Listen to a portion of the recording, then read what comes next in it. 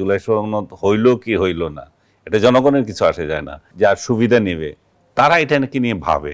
জনাব আনিস আলমগীর, প্রথম প্রশ্নটি আপনার কাছে রাখতে চাই। যেমনটি বলছিলাম, আসল রাজনীতি আসলে এখন কোথায়, সংসদে না রাজপথে? এত তাড়াতাড়ি সমাধান তো টানা খুব কঠিন।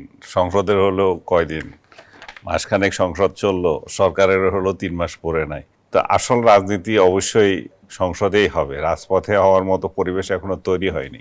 রাজপথে যাওয়ার জন্য ইস্যু লাগে, এখানে কোনো ইস্যু তো আমি দেখি না, জনবান্ধব ইস্যু লাগবে।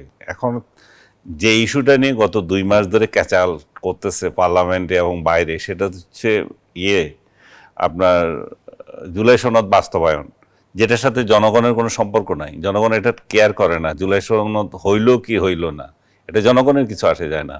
এটাতে আলী রিয়াজ মার্কা কিছু লোক আর জামাত আর এনসিপির কিছু সুবিধাবাদী লোক, যারা এটা যদি বাস্তবায়িত হয়, যার সুবিধা নেবে তারা এটা নাকি নিয়ে ভাবে।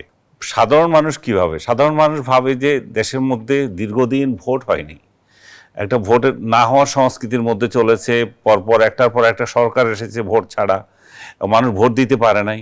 এই প্রথমবারের মতো অনেক বছর পরে, যদিও একাংশকে ভোট থেকে বঞ্চিত করা হয়েছে, তারপরও একটা সংসদ গঠিত হয়েছে যেটা অন্তত ভোটে হয়েছে, যেটা নিয়ে অনেক কথা ভিতরে আছে, কেমন ভোট হয়েছে সেটা নিয়ে অনেক আছে, মেকানিজম হাবিজাবি কত অভিযোগ আছে। সব কিছুর ঊর্ধ্বে উঠে মানুষ একটা স্থিতিশীল সরকার চায়। যত অভিযোগ থাকুক, যা কিছু থাকুক,